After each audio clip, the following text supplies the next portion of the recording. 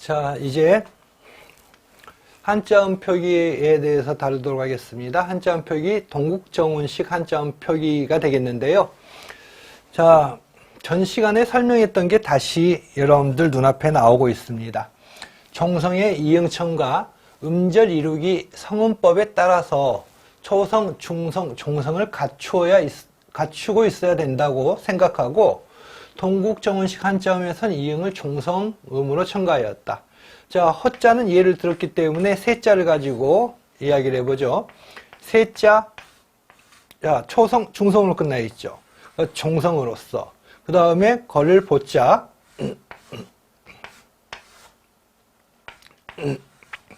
자, 보자를 보시면, 어라, 여러분, 지금 뭐가 있나요? 이응이 아니네요. 지난 시간에 분명히 설명드렸죠. 성음법에 의해서 초, 중, 종성을 갖추기 위해서 음가 없는 이응을 결합시키기도 하지만 또 하나를 말씀드리지 않았습니까, 여러분? 자, 지난 시간에 예를 들었던 거 이 두자를 가지고 예를 들었죠. 자, 그래서 보자, 순경은 미음입니다. 그래서 이응만 생각하지 마시고 순경은 미음도 초, 중, 종성을 갖추기 위해서 사용되었다는 것까지 여러분께서 알아두셨으면 합니다. 아셨죠? 지난번 시간에 다루었던 것 다시 확인하고 있습니다. 자, 순수 고유어는 초, 중성만으로도 음절이 구성된다고 바라보고 있고요. 자, 이 동국정운식 한자음 표기는 세종, 세조 때에만 적용되고 그 이유는 소멸됩니다. 자, 지금 이 시간에 이제 가장 중요한 건 이형보래일 텐데요. 여러분들 이형보래는 분명히 들어보셨을 거예요. 그쵸? 이형보래는 들어보셨는데, 그냥 이형보래가 뭐야? 자, 이응으로서 니을을 보충해. 이런 식으로 여러분들이 단순하게 생각하시는 사람들이 많죠. 이형보래. 보충하다는 의미거든요. 이응으로서 니을을 보충해. 왜? 우리가 중요한 것은 이거예요. 왜? 왜 도대체?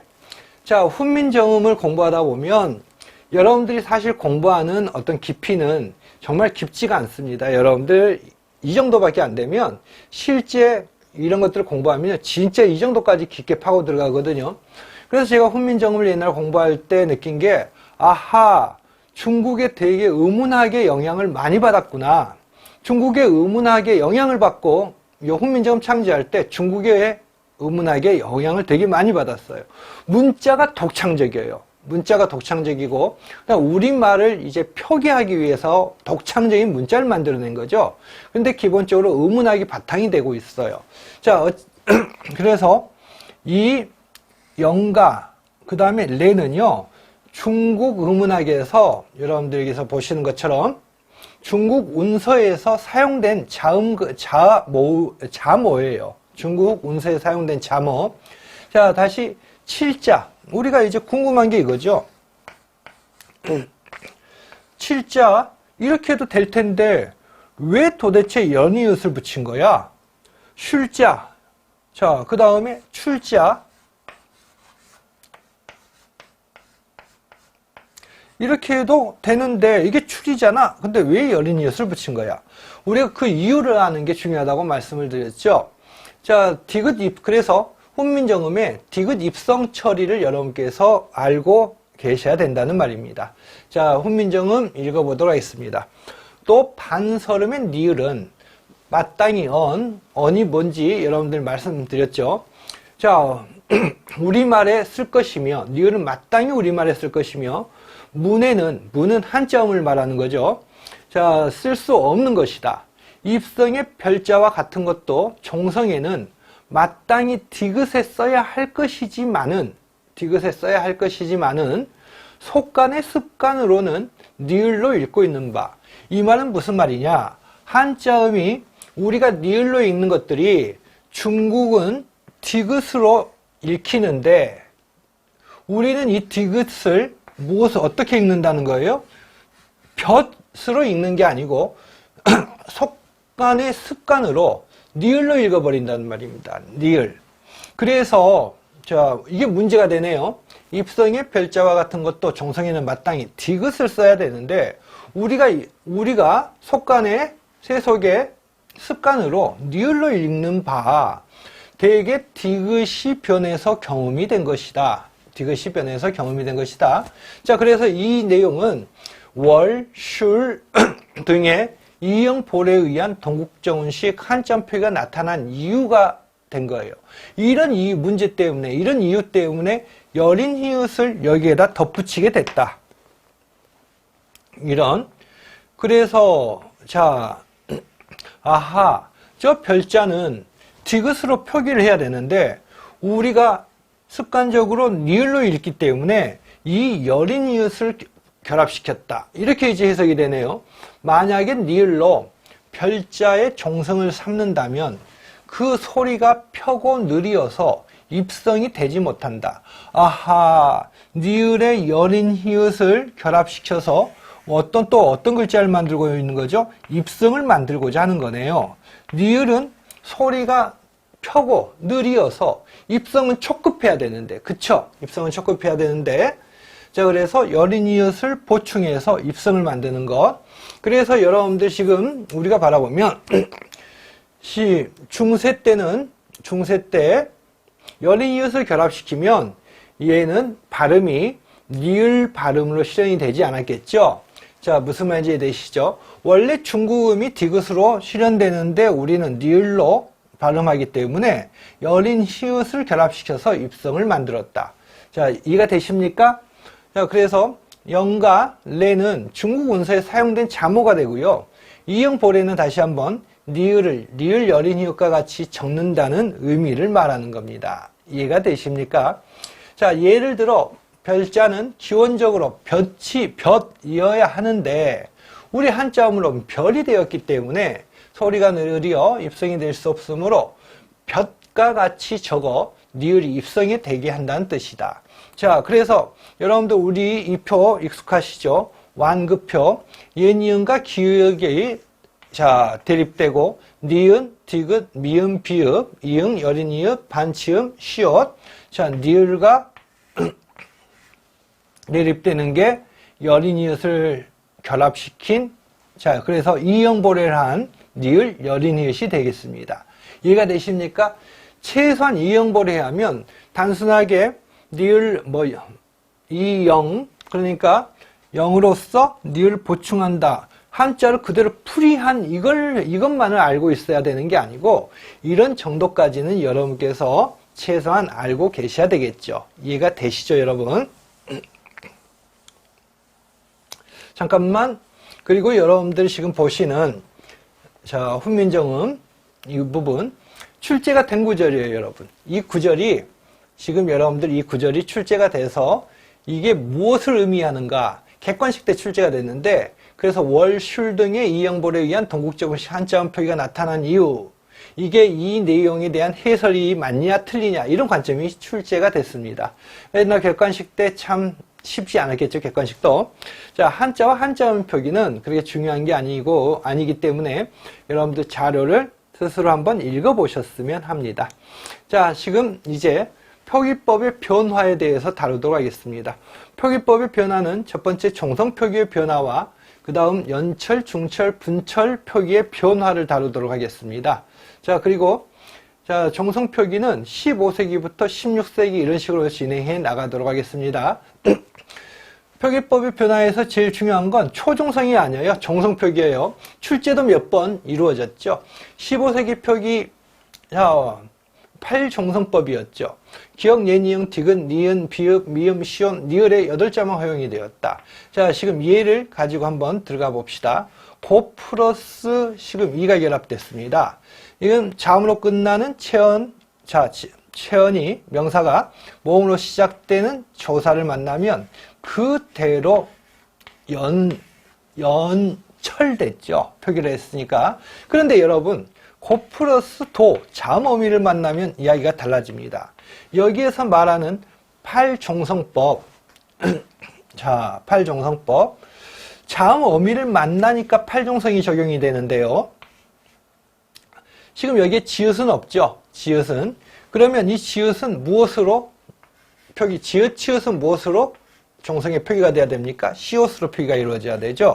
자, 지금 여러분들이 보고 계시는 것 팔종성이 이루어지고 있습니다. 꽃이 지금 지읒이 시옷으로 표기가 이루어지는 거죠. 자, 그래서 두 개를 자, 비교하고 있는데요. 기 플러스 어. 자, 얘는 모음으로 시작되는 어미를 만났기 때문에 그대로 연철될 뿐입니다. 그런데 뒤에 자음 어미를 만나고 있습니다. 기 플러스 고는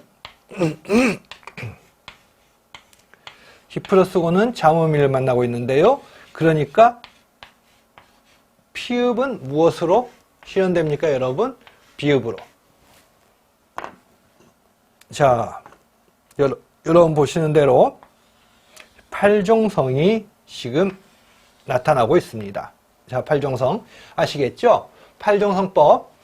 자, 분철표기. 당연히 15세기 때는 팔종성이 사용됐으나, 자, 이걸 벗어나는 건 용가와 원인 청강지고, 그리고 키읔 히읗은 그런데도 불구하고 종성에는 키읔 히읗의 경우에는 원인 청강지고과 용비어 청가에서도 자, 종성 표기에 키읔과 히읗은 나타나지 않았다는 거죠.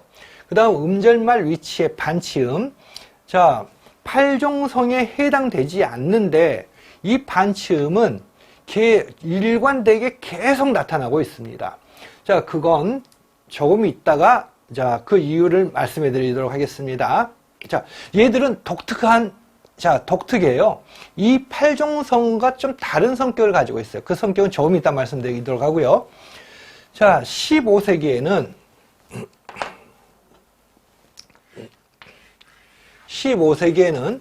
팔종성이 사용이 됐고,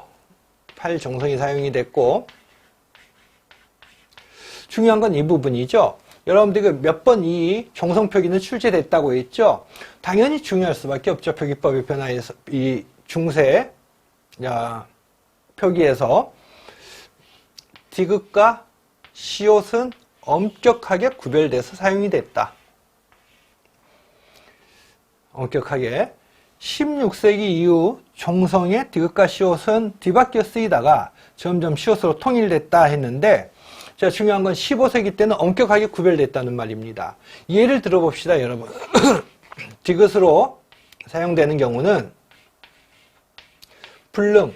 현대 국어에서 못 부정부사 여러분들 떠올리시면 지금 현대 국어에서 못은 자, 이 의미예요. 불능의 의미. 그런데 시옷으로 사용되는 경우는 지금 무슨 글자입니까? 연못 지자죠. 연못의 의미. 그래서 디귿으로 사용되는 경우는 자, 불능의 의미, 그 다음에 시옷으로 사용되는 경우 연못의 의미. 의미가 분명하게 구분이 됐죠. 디귿을 사용하냐, 시옷을 사용하냐에 따라서. 자, 팔종성의 예외 들어가도록 하겠습니다. 자, 팔종성의 예외에서 여러분들이 관심을 좀 가져두실 것은 이 반치음이 특히 관심 대상이 되겠고요. 자, 이거 거꾸로 들어가 보죠. 히읗종성. 니은 시옷 앞에서 대표음 디귿으로 쓰였고, 기타의 경우 덕호, 더티, 더타 등으로 화분되어 쓰였다. 자, 팔종성에는 해당이 되지 않지만 니을 기역과 니을 비읍도 종성에 나타났다. 물, 밟닷 하고 학, 밥닷 이런 식으로 니을 기역, 니을 비읍 등이 팔종성에는 해당되지 않는데도 불구하고 나타났습니다. 그런데 이 반치음은 일관되게 사용됐다고 했죠. 그런데 다른 것들과 차이가 좀 있어요. 자, 뭐냐? 자, 칠판에 판사면서 설명하겠습니다. 여제 가지를 가지고 설명을 한번 해보죠.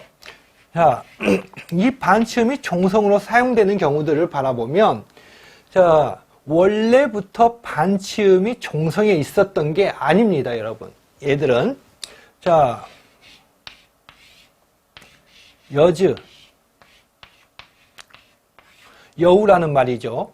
여우의 가죽이라는 말입니다.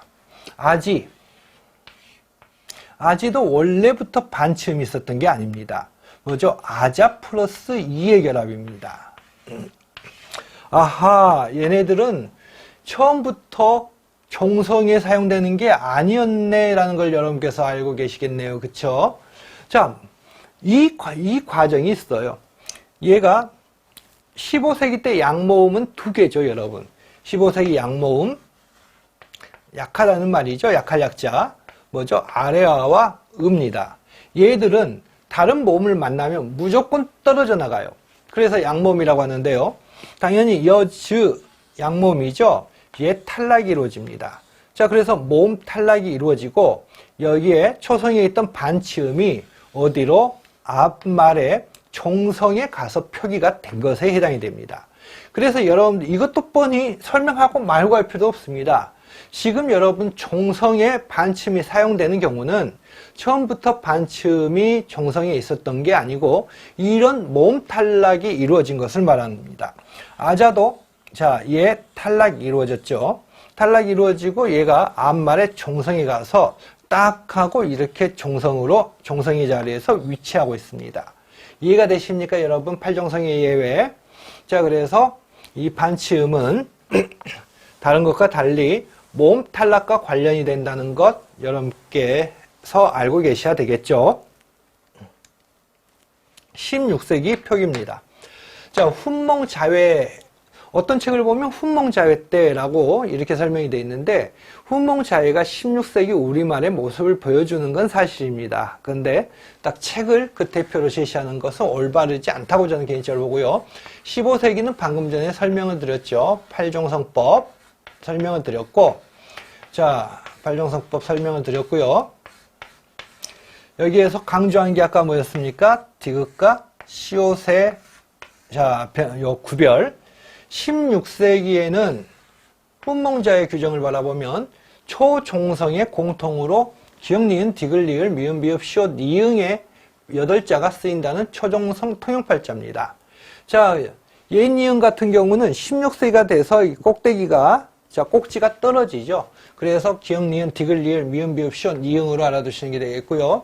자, 초종성 통용 팔자의 규정이 제시되어 있습니다. 한번 읽어보도록 하겠습니다. 자, 훈몽자회의 자, 내용입니다. 초성, 종성, 통용 팔자다. 기역, 니은, 디귿, 오라. 여러분, 자, 지금 여기까지만 읽어도 훈몽자회의 어떤 특징이 나오는데요. 우리가 15세기에는 자, 뭐죠? 이렇게 제시되어 있는데 16세기를 보면, 훈몽자회를 보면 기역, 니은, 디귿, 니을, 미음, 비읍, 시옷, 이응. 현대 국어에서의 자음의 순서 아닌가요? 맞습니다, 여러분. 훈몽자회에서 처음으로 현대 국어의 자모의 순서가 나옵니다. 자, 그리고 또 뭡니까? 기역을 기역이라고 하고 니은을 니은이라고 하는 것. 자, 조금 이따 이걸 이야기를 하도록 하죠. 자, 이 내용들은 여러분께서 읽어보시면 되겠고, 자, 참고, 디귿과 시옷의 혼기가, 아하. 자, 여러분, 16세기에는 그런데 디귿과 시옷의 혼기가 나타나네요. 디귿이 쓰일 자리에 시옷이 쓰이고, 시옷이 쓰일 자리에 디귿이 쓰이고, 같이, 그 한 권의 책에 같이 얘가 나타나고, 뭐 이런단 말이에요. 그래도 어쨌든 간에 팔종성이 사용된 것은 뭐, 변함없는 사실이고요. 17세기. 자, 그래서 여러분들이 보시면 소학원에, 똑같은 소학원에인데, 으뜸, 똑같은 의미인데도 불구하고 얘는 디귿, 얘는 시옷, 하나째, 난, 하나째라, 똑같은 의미인데도 불구하고 디귿, 시옷, 혼기가 이루어지고 있군요. 자, 훈몽자회. 아까 여러분들에게 훈몽자회는 어떤 특징이 있다라고 했는데 이걸 통해서 우리가 알아보도록 하죠. 최세진이 지은 1527년에 지은 어린이용 한자 교습서를 알고 있는데요. 자, 이 책의 상권 첫머리에 훈몽자회 인가 법례가 실려 있는데 법례의 끝에 업문 자모라여요. 그 당시 한글 체계와 용법에 대해서 간단하게 설명하고 있다. 자, 간단하게 설명하더라도 우리에게는 참 중요한 내용이죠. 업문 자모에는 훈민정음의 28자 중에서 자, 여린이릇이 빠진 체계를 보여준다. 그러니까 27자가 되겠네요. 그쵸? 27개의 글자를 초성, 종성, 통용 8자라 해서 제시하고 있고 초성에만 사용되는 독용 8자를 또 제시하고 있고요. 중성, 독용 11자를 제시하고 있습니다. 그리고 아까 이야기했던 것처럼 우리 글자의 이름을 기역, 니은, 디귿, 훈몽자회에서 처음으로 이렇게 짓고 있고요. 자음, 모음 순서도 마찬가지예요, 여러분. 자, 이 부분 읽어보십시오. 각 글자 밑에 기역, 니은, 디귿, 리을. 자, 자음, 모음의 이름과 순서를 제시하고 있죠. 키티피지 치지 이건 옛니자예요. 자, 히 그 다음에 아야 어여 오요 우유 모음도 마찬가지네요. 자, 모음도 이름과 순서가 제시가 되어 있습니다. 그래서 이게 훈몽자였답니다, 여러분. 자, 근대국어는 보통 우리가 근대하면 17세기부터 이야기를 하는데요. 당연히 팔종성이 없어질 리는 않겠죠. 하지만 중요한 것은 이 칠종성입니다. 칠종성이 이제 힘을 갖기 시작했다는 것. 왜? 여러분들 무엇을 통해서 우리는 알 수 있죠? 16세기 때 팔종성, 디귿과 시옷의 홍기가 나타났다는 점을 통해서 알 수 있죠. 초반에는 이렇게 팔종성이 닭기, 볕, 자, 이건 디귿이죠. 그런데 이건 시옷, 똑같은 의미를 가지고 있는 단어의 종성에 디귿이 사용되고 시옷이 사용되기도 했습니다. 만며느리, 만누이, 이 맛은 똑같은 접사인데도 불구하고 디귿, 시옷이 사용되고 있습니다. 같은 책에서 저렇게 홍기가 되고 있는데요. 17세기 말부터 어떻게 변화가 이루어집니까? 디귿이 시옷으로 이제 표기가 되기 시작했습니다. 자, 그러면 17세기 후반부터 8종성에서 7종성으로 바뀌어지기 시작하는 거네요. 그쵸? 이것은 어떤 성격? 음절말 디귿과 시옷의 또 중화현상이, 중화라는 점이 반영이 됐다는 것. 디귿과 시옷의 중화라는 점이. 그래서 여러분들이 보시는 것처럼, 자, 앞에서는 맛이라는 의미가 디귿도, 시옷도 두 가지로 표기가 됐는데, 이 17세기 후반에는 디귿이 시옷으로 표기가 이루어지면서 시옷, 맛 아줌마, 만누이처럼 시옷으로 표기가 이루어지기 시작했습니다. 자, 그래서 시옷에는 큰 갓도, 그 다음 좋은 벗, 믿기, 자, 견디지 못, 모두 7종성이 사용되고 있죠. 그래서 17세기 후반에는 7종성법으로, 자, 여기에서 알아두셔야 될 것은 우리가 얘는 문자의 표기입니다. 문자의 표기. 그런데 발음의 문제는 다르죠. 15세기에는 어떻게 발음했는지 정확히 발음할 수는 없지만 15세기에는 이 디귿은 종성에서 디귿 발음이 되었고 시옷은 시옷 발음이 되었다고 보고 있습니다. 두 개가 의미만 변별하는 게 아니라 발음도, 표기도 다르고 발음도 달랐다는 말이죠. 그런데 16세기에는 시옷은 발음이 디귿으로 바뀌어지기 시작했습니다. 자, 그런데 표기에서는 지금 누가 승리를 했습니까? 결국 이긴 건 시옷입니다. 그쵸? 17세기 시옷, 종성의 시옷 당연히 디귿이 되겠죠.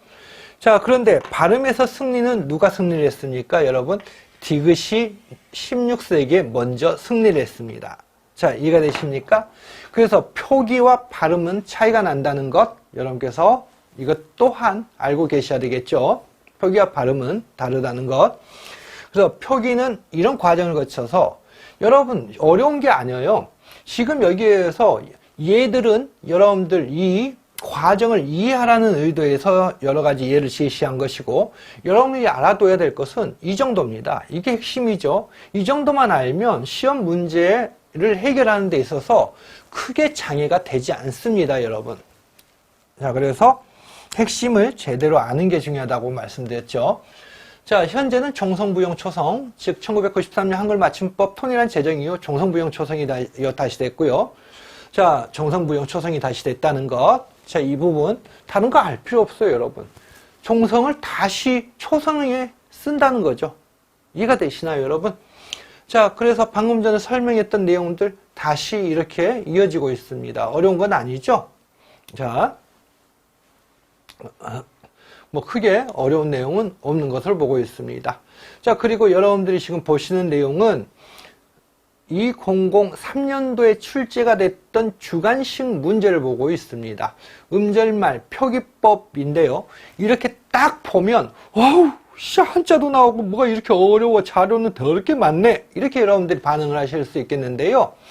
실제 아까 말씀드렸다시피 기본적인 지식만 제대로 이해하고 가지고 있고 이해하고 있다면 자료가 뭐 거꾸로 나오든 옳게 나오든 양이 많든 적든 간에 그건 전혀 중요하지 않습니다, 여러분. 무슨 말인지 이해되시죠?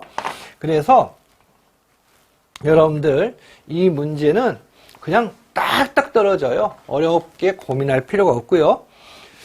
그런데 우리가 좀 쉬는 시간을 갖고 이 문제부터 이어서 들어가도록 하겠습니다. 그래서 이 문제를 풀고 나서 자 뭐죠?